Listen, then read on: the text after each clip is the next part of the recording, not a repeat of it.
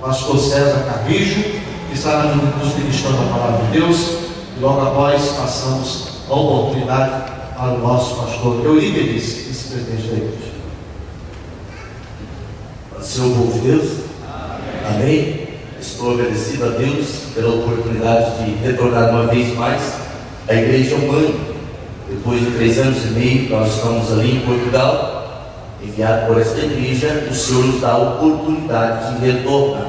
Sempre os missionários são enviados para 3 anos, eles podem rever a igreja mãe, familiares, e nós fomos privilegiados por Deus, porque nesse período o Senhor guardou, blindou a nossa saúde, e nós viemos no tempo adequado. Sempre que chegamos aqui, a cada vez que viajamos e retornamos, nós sentimos esse afeto por parte da igreja, essa comunhão dos pastores, líderes do departamento de igreja, que tem nos recebido de forma muito especial. A minha esposa, ela está em casa porque está para receber os nossos filhos, eles estão vindo de Goiânia, estão de viagem. César Júnior agora é habilitado, né, inteirou 18 anos, e agora então ele é um motorista pastoral, ele tem nos ajudado de forma muito especial.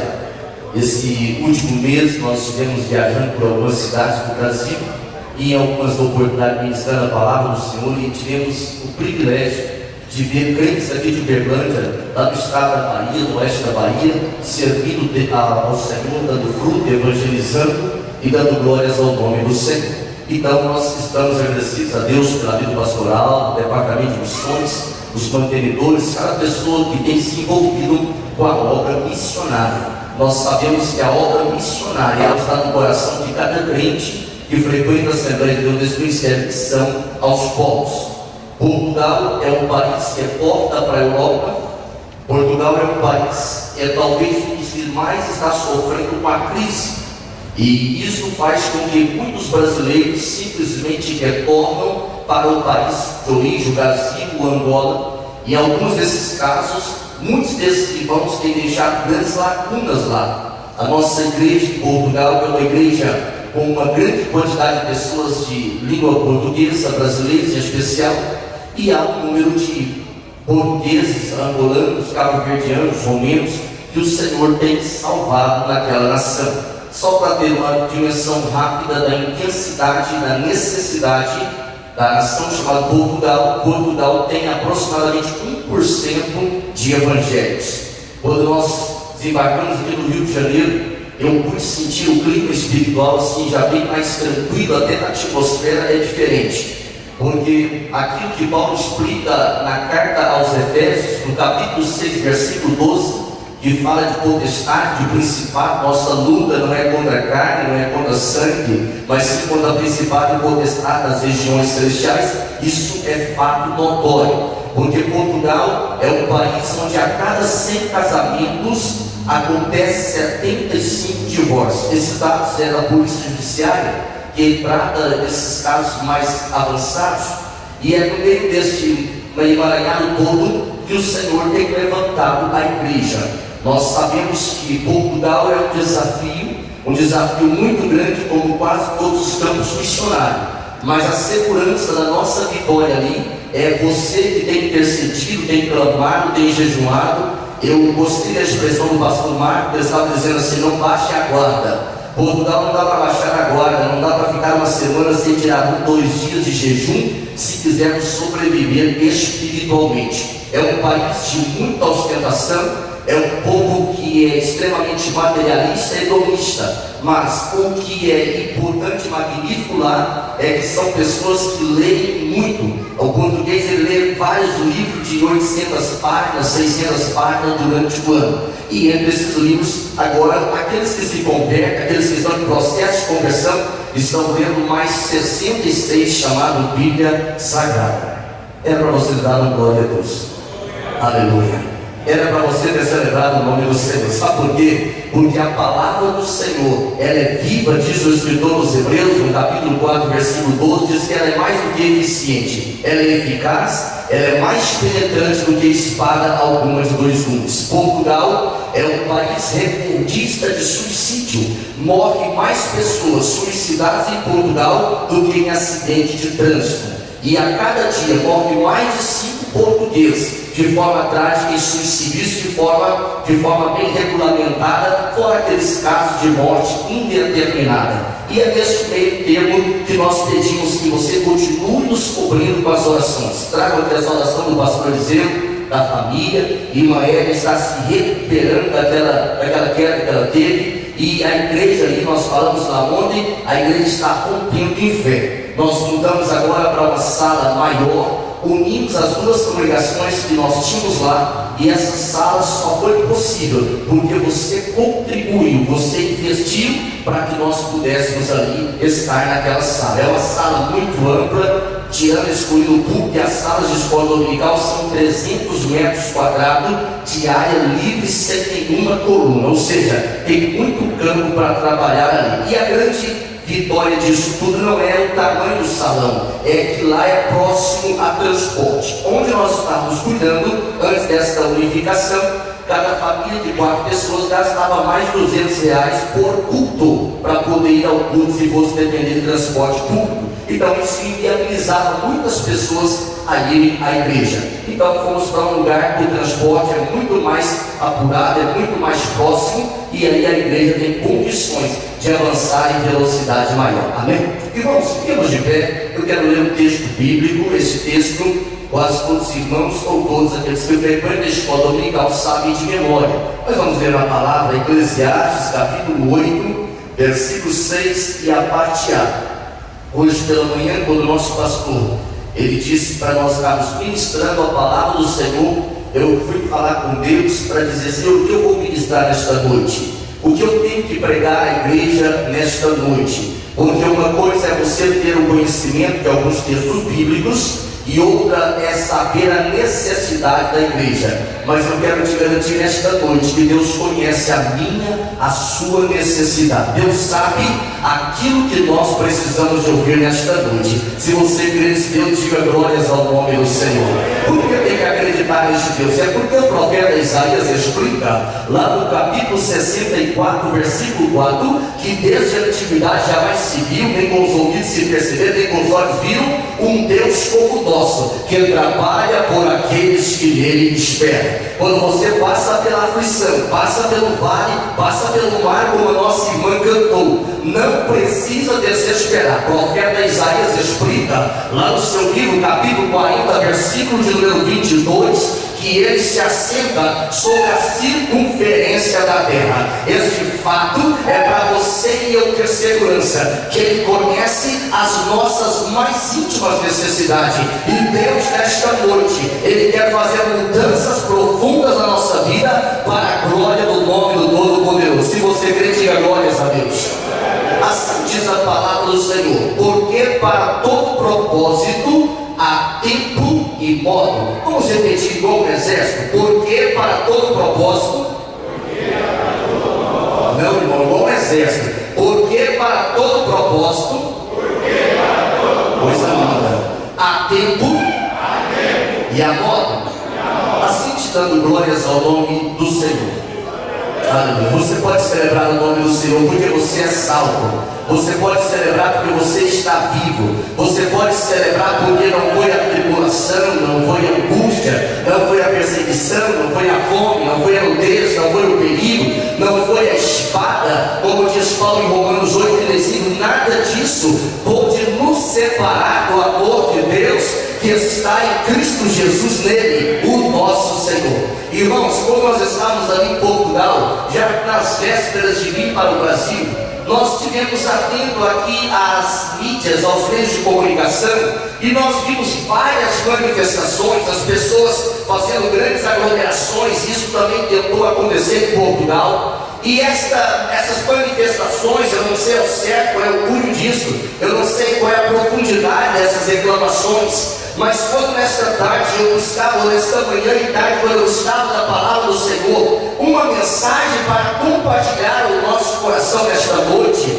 o Espírito ministrou no meu coração que isso fala de um anseio, isso fala de um desejo, que o próprio salmista, ele mostra lá no Salmo 42, versículo 2, ele fala: a minha alma tem sede de Deus. A nossa alma, ela tem sede, tem anseios que o homem natural consegue compreender, não consegue entender essas manifestações que para muitas pessoas transformou-se em cavalo de batalha. Essas manifestações, elas têm revelado talvez insatisfações, talvez utopias, mas quando eu olho para a palavra do Senhor, o crente que acredita na revelação da palavra, ele atenta para aquilo que Paulo explica lá na carta aos Romanos, no capítulo 8, versículo 28. Isso não é para aquele que é incrédulo, isso não é para aquele que é poroso no conhecimento da palavra,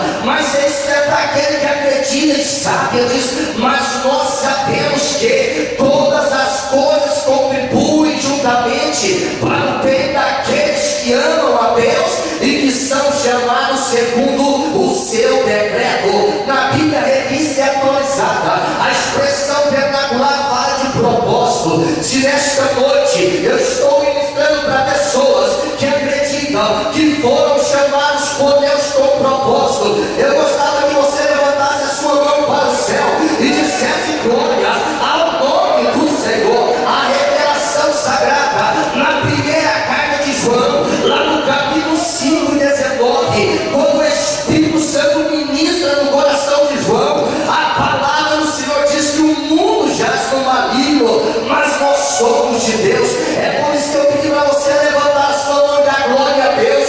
Não é para ajudar na mensagem, é porque o mundo que está no maligno, ele não pode nos tocar, porque o nosso Deus cuida de nós.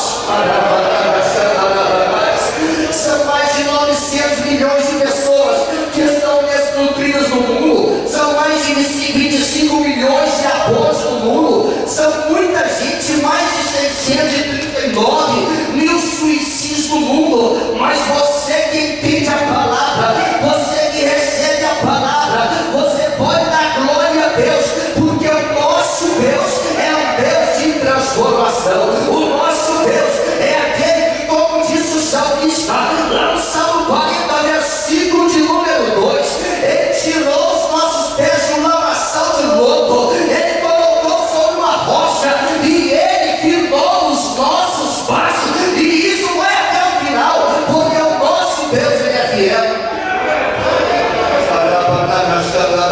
Quando eu falo aqui de transformação, eu não estou falando de apenas mudanças físicas, eu estou falando de mudanças profundas, eu estou falando de mudanças espirituais. Essas estatísticas, elas estão clamando. Quando eu digo nessa prosopopeia está clamando, eu estou me referindo a algo muito sobrenatural. Eu estou referindo aquilo que foi citado nesta noite. As armas da nossa milícia, elas não são carnais, mas elas são poderosas em Deus para destruir fortaleza, para anular sofisma e levar cativo todo pensamento ao conhecimento de Cristo. Quando Paulo explica isso na segunda carta aos Coríntios, no capítulo 10, versículo 4 e 5, ele estava falando com propriedade. Por isso que na revelação mais alta das suas cartas, o livro de Efésios, no capítulo 6, versículo 10, ele diz que é para revestir de toda a armadura de Deus, para poder um dia mal ainda eu ficar firme. Se você acredita que esta promessa é para você, diga glórias ao nome dele, porque ele é o único que investe em projeto falido. A revelação sagrada na segunda carta aos Coríntios, no capítulo 12 e no versículo 9, quando Paulo ora por 3 vezes: arranca de mim o espinho na carne. O Senhor diz: Paulo, não me fale mais sobre isso, porque a minha graça te basta. E é esta graça que faz as grandes mudanças na minha e na sua vida. Entenda, irmão, nesta noite, visitante nesta noite, que o Deus desta igreja não é o Deus de adequação, não. Ele não é o Deus que ajuda, não, mas é o Deus que transforma. Quando olhamos a vida sagrada, o primeiro milagre messiânico, lá no livro de João, o Evangelho eu me refiro, no capítulo 2, aquele homem agora, ele põe as suas palavras de ordem, e ele agora te leva para o mestre Sara. Você conhece a história bíblica e sabe que a ira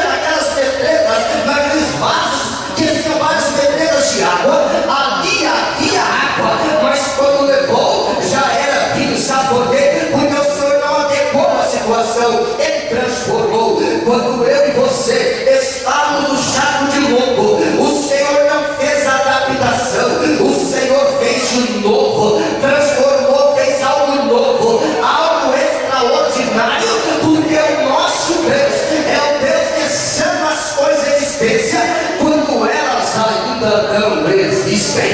Deus é Deus de transformação. Quem está entendendo, diga glória a Deus. Por que eu falo de transformação? Quando nós vemos em Atos dos Apóstolos, a história toda a gente sabe, Deus transformando um terrorista em missionário, Deus transformando um homem perigoso, fisicamente falando, em um profeta de Deus, um escritor sagrado. Lá no livro de Atos dos Apóstolos, a revelação, no capítulo 9, depois você tem um encontro, versículo 5, com Jesus no caminho de Damasco. Lá no versículo 15, depois que o Senhor diz para Ananias, versículo 13 e 14, vai à direita, porque lá tem um homem por nome de Saulo. Quando Deus fala essa expressão para Ananias, Saulo, o seu cabelo, para fazer o texto, ele ficou em pé.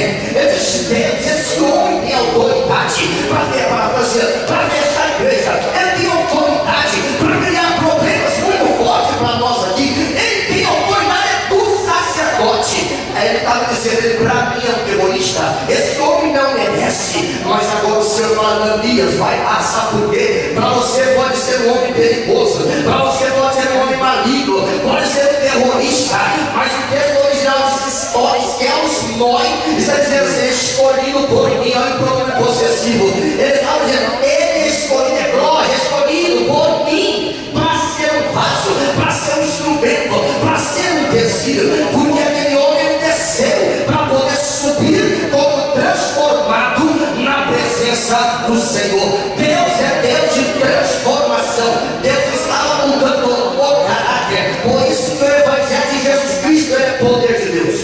Ele muda, não é apenas só o caráter. A Bíblia diz que Deus transformou o caráter de Paulo, mas quando transforma o caráter, é importante transformar também as convicções. É importante transformar as convicções. Meu Deus, estou falando rápido. É importante nós entender a metade. Quem está entendendo, diga glória a Deus. Isso que é gostoso, irmão, no clima do mundo brasileiro. Isso que é maravilhoso. Sabe por quê? Porque o brasileiro, se tiver 10 palavras, ele entender duas, a frase já está fechada. A frase já está resolvida. O pastor Vanderly, ele foi um sucesso da pregação, mas não, né? Essa voz pausada, coisa assim, foi uma bênção. Pastoral, então, nem se fala. Sempre que ele vai lá, as pessoas ficam ouvindo a mensagem repetidas vezes. Isso é para a glória do nome do Senhor. Falando aqui da transformação, Paulo, quando ele escreve na carta aos Filipenses, lá no capítulo número 3,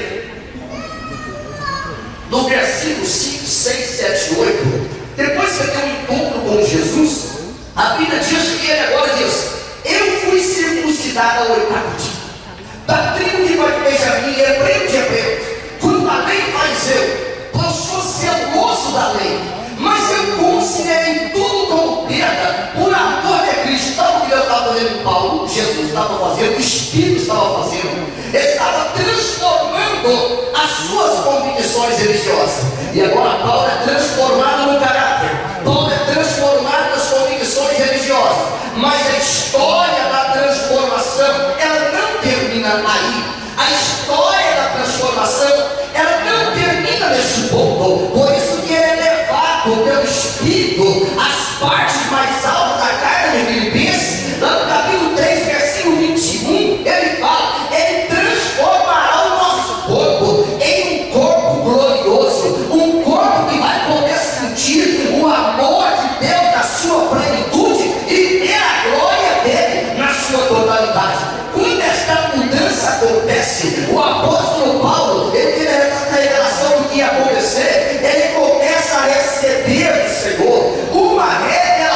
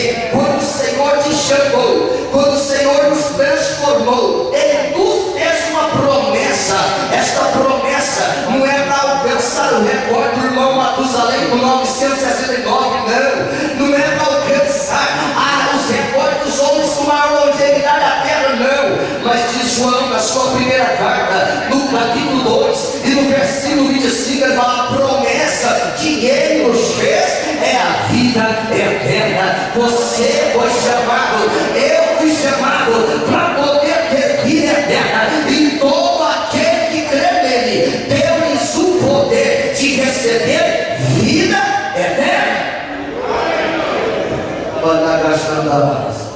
A Bíblia explica que o Evangelho ele muda, ele transforma. No quinto Evangelho dos Apóstolos, capítulo 17, no versículo 6, Paulo está em Tessalônica. E quando ele começa a pregar, que a mensagem dele era: Cristo morreu, Cristo ressuscitou e ele voltará. Essa era a mensagem. Era a mensagem do Cristo ressuscitado. Para festa, ele imaginava que Paulo estava falando de apenas mais um defunto, mas para nós que recebemos a mudança, para nós que vivemos a nossa vida transformada, Jesus Cristo não é um Marte, Ele é o Salvador. É por isso que Lucas, o médico amado, escreve o Evangelho, é o quinto livro, no capítulo 4, versículo 12: debaixo do céu não existe nenhum outro nome pelo qual nós possamos ser salvos, e esse nome chama Jesus Cristo de Nazaré. Esse Jesus, ele é poderoso para fazer infinitamente mais, abundantemente mais do que aquilo que nós pensamos ou imaginamos, segundo o poder que opera em nós. Quando ele fala isso em Efésios 3:20, o apóstolo Paulo, ele está explicando de algo muito profundo, ele está explicando de algo muito grande, porque quando ele chega lá em Tessalônica, os próprios judeus que estavam ali, no capítulo 17, versículo 6 de Atos dos Apóstolos, ele explica, eles testificam, eles testemunham os homens que alvoroçaram por Paulo e Silas. Eles chegaram até aqui. É por isso que quando o crente, pode ser o crente mais fraco que existe na igreja, mas se ele tem um caráter transformado, se ele tem convicção de salvação, se ele acredita que o Senhor vai transformar o seu corpo em corpo incorruptível, ele vai começar a abrir a sua boca, ele vai começar a pregar, e o Evangelho, ele vai fazer mudança. Paulo disse um dia na sua carta aos Romanos, lá no capítulo 1, versículo 16, ele diz: não me envergonhe do Evangelho, porque é poder de Deus, é dinamite pura, é poder de Deus para a salvação de todo aquele que crê, judeu, grego, até a minha e a sua vida. Ele é poder para poder transformar. Quando Paulo está dizendo esse Evangelho, ele está falando de uma vida que não era apenas para aqui. A Europa é impactada no Brasil, não deve ter isso, graças a Deus. A Europa é cercada até por um Evangelho que Paulo nunca pregaria, nunca anunciaria.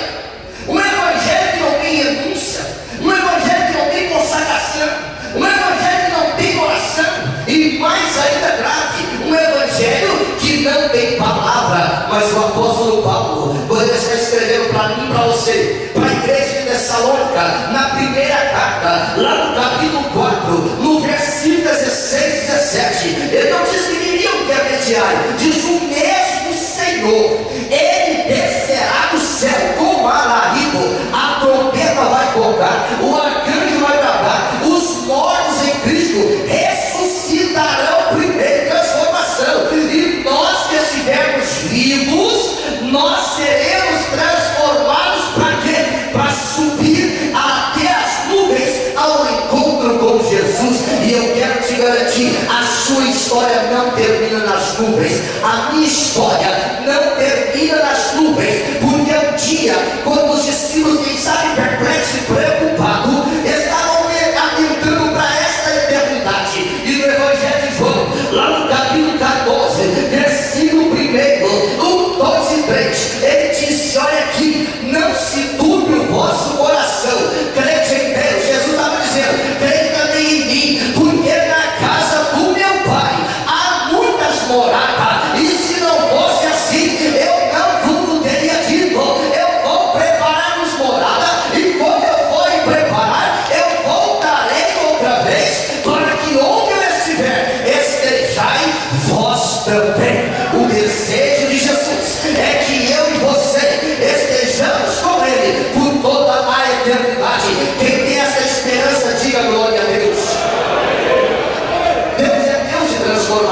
não ferir a tua fé. Diga para a pessoa do teu lado assim: Deus é Deus. Diga aí, Deus é Deus de transformação. Existem pelo menos 4 elementos transformadores. Apocalipse capítulo 3, versículo 13 diz assim: quem tem ouvido, ouça o que o Espírito diz à igreja. Quem quer ouvir o que o Espírito quer dizer, diga amém. Aleluia. Aleluia. Apocalipse capítulo 3, versículo 8, o Senhor estava ministrando uma palavra para a igreja dele. A igreja de Filadélfia, Filadélfia quer dizer amor fraternal. Ele diz: eu sei que você tem pouca força, isso é defeito na igreja. Eu sei que você não negou meu nome, vitória para a igreja. E sabe o que ele diz? Eu coloquei diante de você, não é um portal só não, eu coloquei uma porta aberta, porque você tendo pouca força, não negou meu nome. Como é isso? Eu estou entendendo, vai entender agora. Sabe por quê? Porque um dia o Senhor perguntou para Pedro: Pedro, quem eu sou? Ele perguntou primeiro quem as pessoas achavam que ele era. Tu és profeta, tu és uma bênção, tu és um homem que faz milagre. E para você ele diz: tu és o Cristo, o Filho do Deus vivo. E o Senhor agora ele fala: Pedro, isso não foi carne, isso não foi sangue que te revelou, mas foi o meu Pai. E segura aí, Pedro, porque na carta do livro Evangelho de Mateus, no capítulo 16, versículo 18, essa porta, ele diz: e as portas do inferno, elas não prevalecerão contra a igreja. Se as portas do inferno não prevalecem, é porque o Senhor abriu uma porta grande, abriu uma porta poderosa, e esta porta é para a pessoa que não nega o nome do Senhor.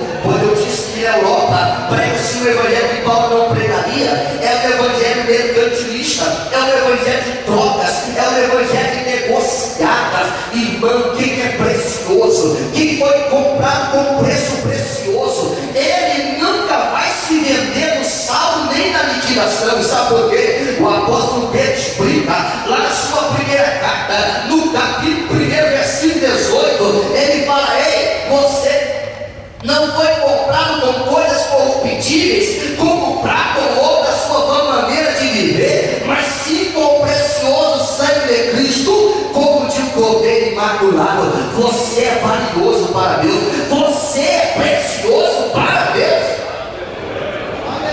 Primeiro elemento que eu falo que é transformador é a palavra. Fala comigo, primeiro elemento transformador é a palavra. O salmista Davi, ele escreveu o maior salmo dos tempos, Salmo 119, para enaltecer a palavra.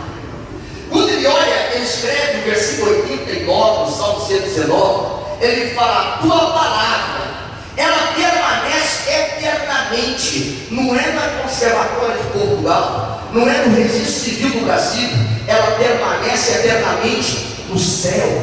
Por isso que Isaías, quando ele recebe essa inspiração do Espírito sobre a palavra, no capítulo 40, versículo 8, ele fala: seca a erva, as leis naturais, cai a sua flor, mas a palavra do Senhor, ela permanece eternamente. Ele explica o salmista no Salmo 119, no versículo 130, a exposição das tuas palavras, ela traz sabedoria aos simples.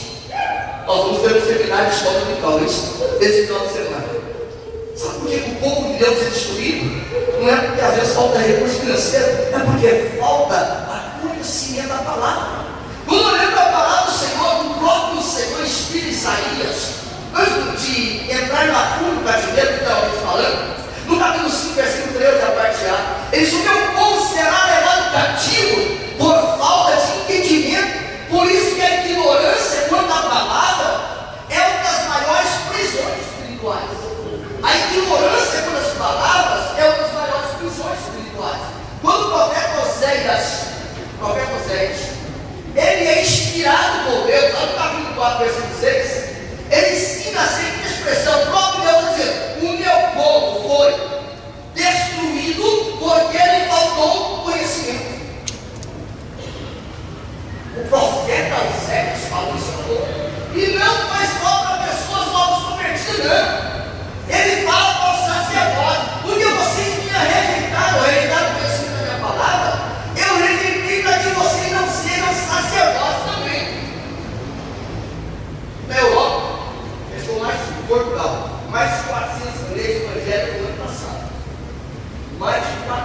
vai dar só 30% do evangelho no país, de 12 milhões de pessoas. Pessoas rejeitadas por Deus. Rejeitadas por Deus. Porque o meu Deus, o Deus da igreja, o nosso Deus, Ele nunca vai dar sua glória para outro. Ele nunca vai aceitar um conhecimento que não seja adquirido da palavra para ensinar o caminho do céu. Este é o caminho, a palavra. Andai por ele, se desviar para a direita e para a esquerda, porque a palavra do Senhor, ela é poderosa para ensinar, redarguir, corrigir. Esta palavra transforma. Por isso que esta palavra traz sabedoria simples. Nem louco é o caminho do céu quando ele aprende a palavra.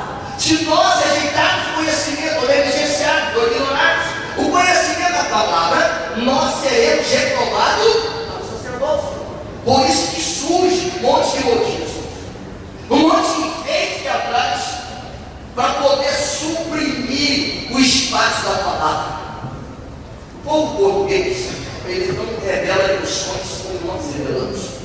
Eu acho bonito, e Deus está usando o pregador, o povo está glorificando, saltando, levantando a mão, batendo palmas, celebrando o nome do Senhor. O português esquece, então ele não faz isso. Só que você tem medo de pregar, fala assim, dá o gosto da mensagem. Aí pega o livro, sai evangelizando, sai pregando, sai anunciando aquela mensagem para um monte de pessoas. Todas as referências bíblicas que você cita na palavra está anotada, porque ele quer saber se aquilo é realmente a palavra do Senhor. Eles lêem um monte de livros de filosofia, mas quando eles se rendem diante da palavra, eles pegam esta palavra, ele guarda no coração. Sabe por quê? Porque o profeta Isaías, quando ele fala no capítulo 23, versículo 28 e versículo número 29, ele mostra que a palavra exterioriza aquilo que está interiorizado. Por isso no versículo 29, ele fala que a palavra é como um martelo, é como fogo, é como um martelo de Deus que esmiuça a penha, porque a palavra do Senhor, ela tem poder para demolir as pequenas estruturas que nós mesmos inventamos, porque esta palavra do Senhor, ela sempre vai ter primazia. O salmista, no Salmo 139, lá no versículo 23 e 24, é o penúltimo e último versículo do Salmo, ele fala: meu sonda-me, esquadrinha-me, vê se há em mim algum caminho mau e guia-me pelo caminho reto, pois o primeiro agente transformador é a palavra.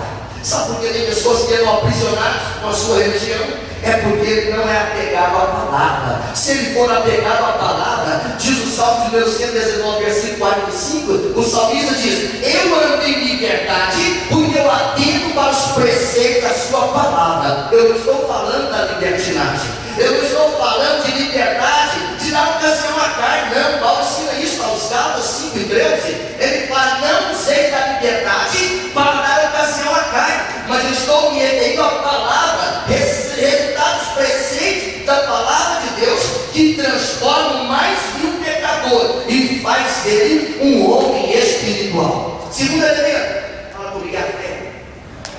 Fala assim: o segundo elemento transformador é a fé. Essa fé, ela vem de ouvir o quê? Ouvir a palavra. Romanos 10 e 17, né? Ouvir a palavra.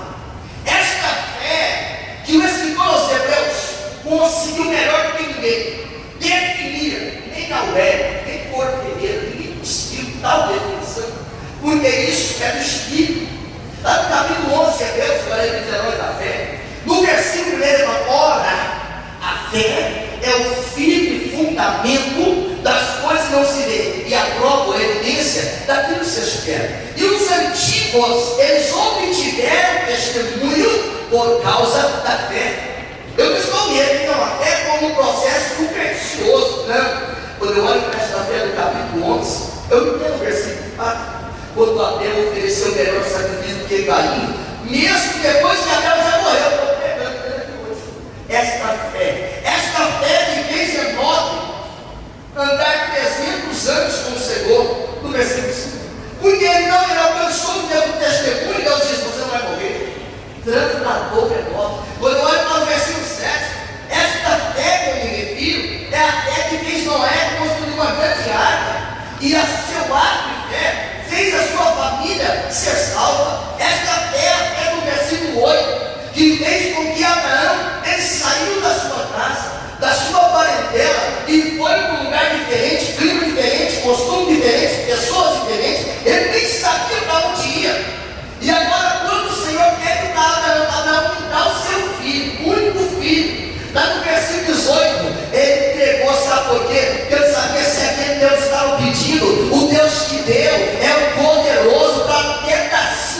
dos mortos, ressuscitar o seu filho. Esta fé que eu me refiro é a fé que diz assim com os Hebreus no capítulo 11, versículo 24, 25 e 26, que fez Moisés já depois de grande, ele resolveu viver o vitupério de Cristo, sendo perseguido como povo de Deus, para não viver os prazeres transitórios do pecado. Se você tem essa fé, diga glórias a Deus. Mas como eles podem ouvir isso não tem? Romanos 10 está pronto. Como eles ouvirão se não há fé? Pessoas estão morrendo. Isso não é apenas estatística, isso é realidade. Pessoas caminhando apressadamente para o abismo. Mas eu e você temos a palavra. Eu e você temos a fé. Eu e você temos a autoridade.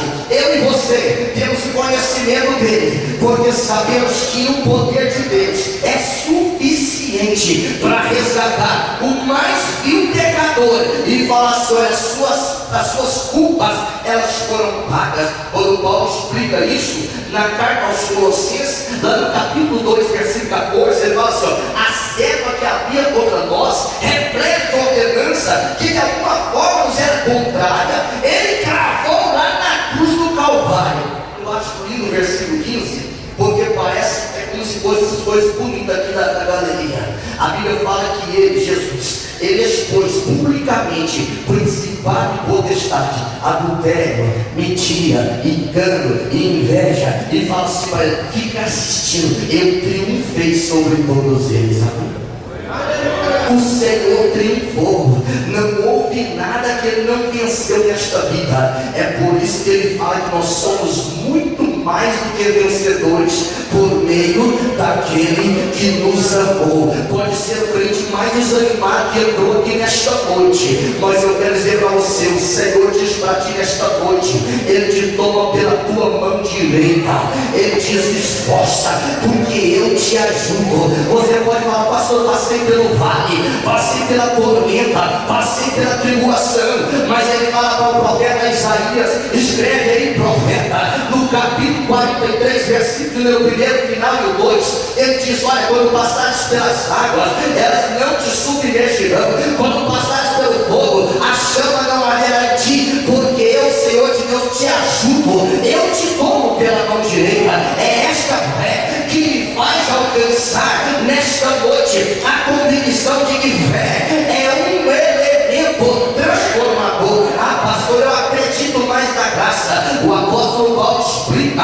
na carta aos Efésios, no capítulo 2, versículo 8: pela graça nós somos salvos, mas é mediante a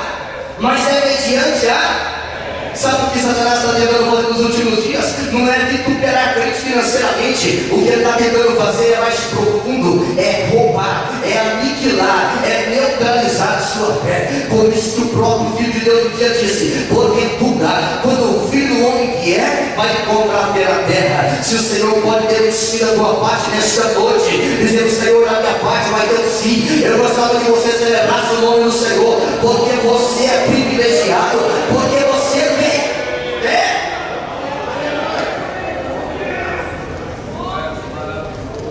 Fé não é um elemento do determinismo, não. O próprio apóstolo diz: isso não vem de vós, isso é dom de Deus, isso é presente de Deus. Por isso que eu iniciei a introdução dizendo assim, Apocalipse 13 diz: quem tem ouvidos, ouça o que o Espírito diz à igreja.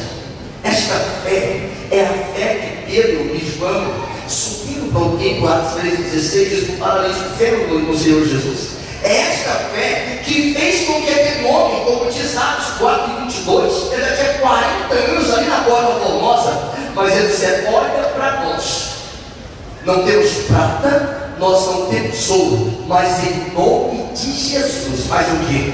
Levanta e anda. Sabe isso que eu queria dizer no meu coração nessa tarde, quando eu falo sobre fé? É que tem pessoas que eles pararam, aniquilaram, porque o seu problema, a circunstância da sua vida foi tão alta que parece que não consegue mais. É tanta aflição, é tanta luta, tanto problema. Parece que o Salmo 35:19, 34:19 diz: muitas são as aflições do justo, mas para quem tem fé, mas o Senhor, Ele o livrará de todos. acontece?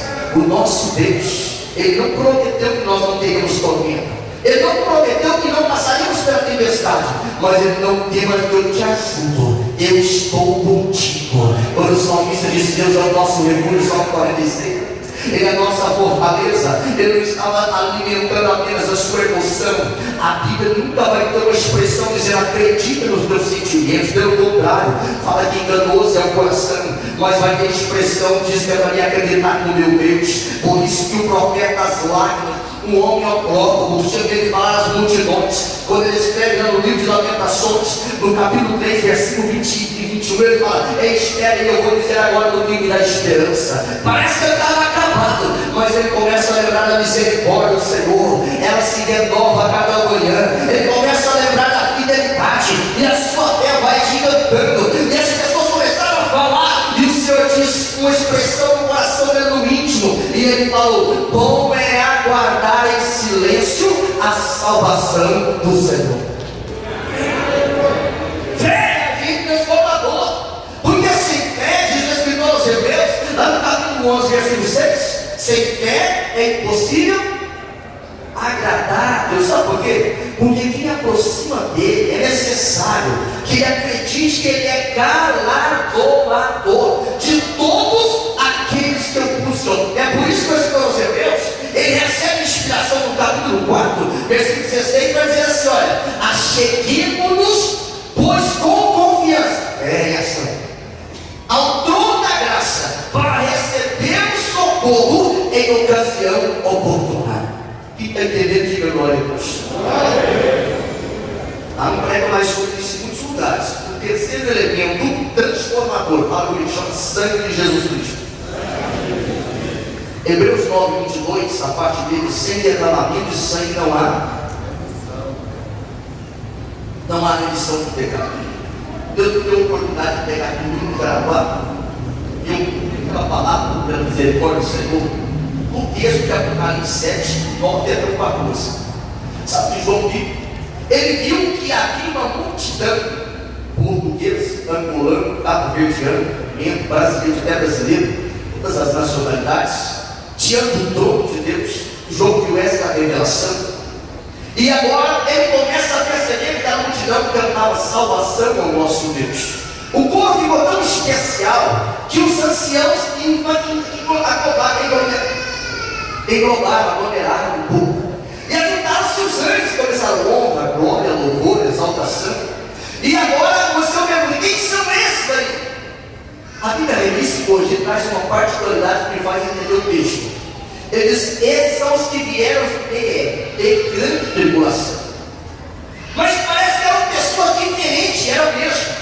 Aí você me explica: sabe quem são esses? É os que lavaram as suas vestes, fala comigo, no sangue. Diga comigo, no sangue do Cordeiro. Mas o sangue do Cordeiro, o sangue de Cristo, ele não é um amuleto. Ele não é para evitar um ladrão ou voltar quando você foi queimando. Ele é tão bonito, algumas gotas de sangue. Não, o sangue de Jesus protege esse cara. O sangue não é um amuleto. O sangue de Jesus, ele é um acesso. Porque para usar o sangue de Jesus tem que ter condições, tem que estar em condições. O apóstolo João, quando ele fala da sua primeira epístola, no capítulo 1, versículo 7, ele fala: se andarmos na luz, uma exigência, se andarmos na luz, como Ele na luz está, nós temos comunhão uns com os outros, e o sangue de Jesus Cristo, Ele nos purifica do pecado, de todos os pecados. O sangue de Jesus não é um diabo do Evangelho. O sangue de Jesus, ele é acesso. Por isso que o Escritor aos Hebreus, lá no capítulo 10, versículo 19, ele diz que nós temos através do sangue, ousadia, sangue da ousadia, para ter acesso à presença dele. O sangue de Jesus nos dá condições privilegiadas. É por isso que o crente vai dormir e fala: Senhor, me cobre como sangue. Ele sai para o trabalho: Senhor, me cobre como sangue. Ele passa pela dificuldade, ele clama: o sangue de Jesus tem poder. Ai, não é coisa linda você ouvir um português dizer assim: ó, o sangue de Jesus tem poder. Antes ele falava Senhora de Fátima, ele falava mais uma santaiada tremenda. 50, que de santo não tinha nada, mas agora ele fala: o sangue de Jesus tem poder. Lá em Portugal tem uma irmã que se chama irmã Judite, é uma irmã portuguesa, o pastor Rodrigo conheceu. Aquela irmã, porque eles vão um povo que não é crente, a irmã ele também esteve lá. O povo que não é crente em Portugal vai para o bruxo na mesma universidade, talvez mais do que vai para o médico. Tem um problema, vai para o bruxo. E agora aquela irmã, ela morava 5 km da igreja, tinha que caminhar de a pé, de salto, né? Crente que gosta de usar salto de mulheres. E ela descia mancando, gastava quase 1 hora para chegar na igreja. E ela foi uma dessas amigas do passado. E essa mulher diz: olha, sabe esse problema na sua perna? Eu tenho a solução, deixa eu colocar a mão nele. A irmã deu um salto para trás e disse: não, porque agora no meu corpo só toca Jesus. Ela falou assim: você vai continuar, mãe? Ela falou: não vou não. E ela repreendeu e falou: Senhor, cobre a minha perna com o teu sangue. Sabe o que aconteceu? Aquela bruxa ficou com o olho escatalado, porque a irmã Judite de salto agora estava saltando. O sangue de Jesus faz efeito. O sangue de Jesus, ele tem poder. É por isso que ele é poderoso para poder perdoar toda sorte de pecado. Para não concluir nesta noite, meu Deus, acho que eu até passei do o quarto ele transformador, o nome de Jesus. Diga comigo: Jesus. Não diga gostoso, Jesus. Esse nome tem poder. Esse nome transforma. No ano 734 a.C., o rei Acaz estava procurando o céu, porque ele havia uma ameaça real contra a nação. E o profeta Isaías vai até a casa do rei e fala assim: olha, rei, pede um sinal para Deus. Ele disse: não vou pedir não. Ele estava confiando na si. Ele deixou de ter, sabe o que? O Emanuel. O nome de Jesus, ele não é um amuleto da exorcista ambulante não, irmão. Se nós olharmos para Atos dos Apóstolos, no capítulo 19, versículo 13 e 14, para usar o nome de Jesus tem que ter procuração. Para usar o nome de Jesus não é de qualquer maneira não. Os filhos do sacerdote Seba, um sacerdote importante, eles começaram a ver que Paulo estava expulsando demônio no nome de Jesus, curando o nome de Jesus, evangelizando o nome de Jesus. Até o sacramental do homem estava curando o poder no nome de Jesus. Mas agora, quando eles começam a expulsar, vamos expulsar aqui no nome de Jesus, vamos ver. O demônio falou: rapaz, eu sei quem é Jesus, eu sei quem é Paulo, mas vocês eu não conheço não. E desceu a placa e bateu. Sabe por quê? Porque o nome de Jesus, ele é uma procuração. Mas eu quero te dar uma notícia maravilhosa do céu para me concluir nesta noite. Lá em Mateus 10:16, quando Jesus vai pegar a procuração, ele fala: eu vou enviar vocês para o meio dos lobos, como ovelhas para o meio dos lobos. Aí Deus faz as armas, eu vou levar espada, eu vou levar revólver, vou levar o quê? Ele falou assim: o apóstolo Paulo ensinou na segunda carta nesta noite, capítulo 10, versículo 4 e 5, as armas da nossa milícia, elas não são carnais não, mas elas são poderosas em Deus para aniquilar sofisma, destruir fortaleza e levar cativo todo pensamento ao conhecimento do Senhor. Que está nesta procuração que ele mandou? Marcos 16:15, ele fala: anota aí: ide por todo o mundo, pregai o evangelho a toda criatura. Toda procuração tem poderes delegados. Sabe o que ele explica aí em Marcos 16, 17, 18? Ele fala: os poderes são esses, no meu nome, nome dele, nós expulsaríamos demônio, falaríamos nova língua, pegaríamos de serpente, e se bebermos alguma coisa mortífera, não lhes faria dano algum. Pastor nos deu a liberdade de orar nesta noite ao final da mensagem. E a última parte da procuração: curar os enfermos. Quem tem ouvido, diga glória a Deus. Fique de pé, por favor. Quem tem ouvido, diga glória a Deus. Por que isso é importante? Transformação.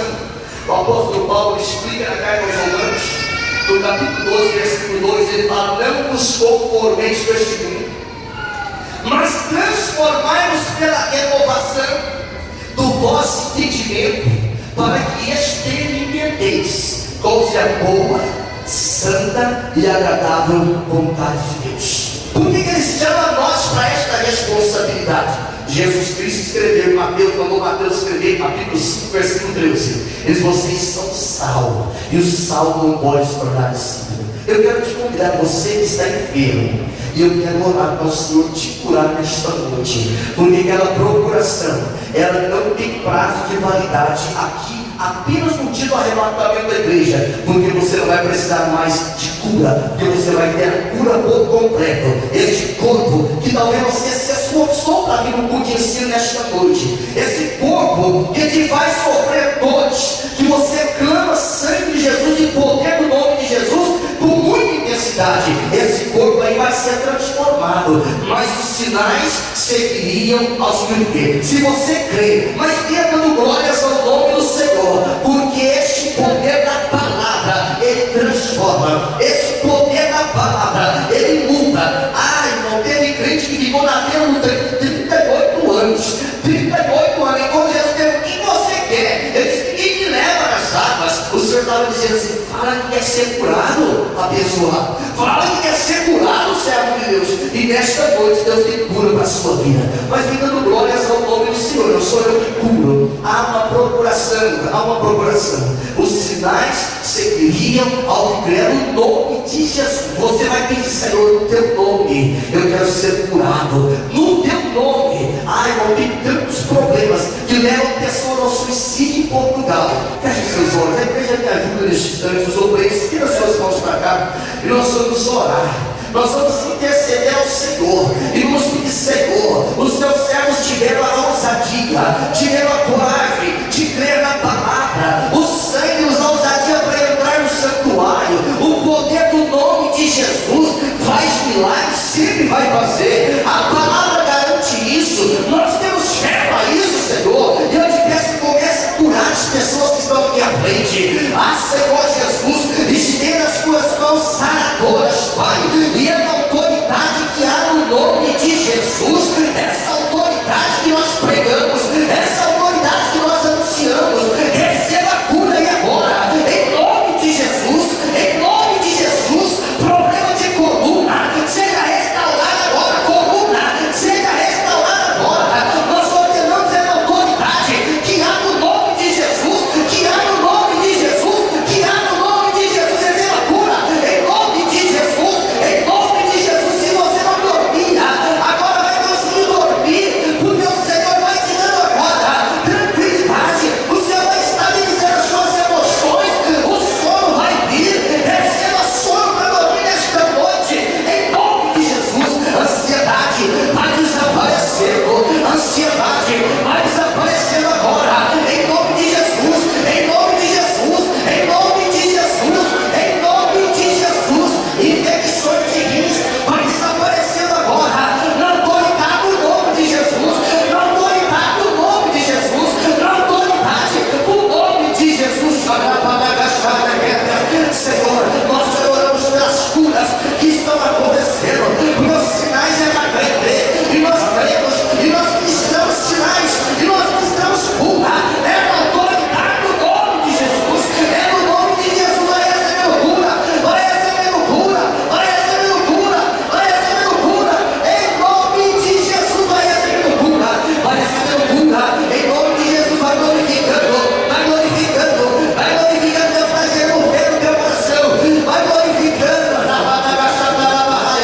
glorificando, vai glorificando, porque a glória é para Ele, a glória é para Ele, a glória é para Ele, a glória é para Ele. Deus, eu te exalto, Deus, eu te exalto, Deus, eu te exalto, Deus, eu te exalto, Deus, eu te exalto, Deus, eu te exalto, porque sinais é para quem crê. O Espírito ministra o nosso coração nesta noite. Oh glória, oh glória, oh glória, oh glória, oh glória, oh glória, glória, glória, glória. Toda glória ao nome dele, toda glória ao nome dele, toda glória ao nome de Jesus. Você pode adorar a mim. Eu quero fazer o segundo convite.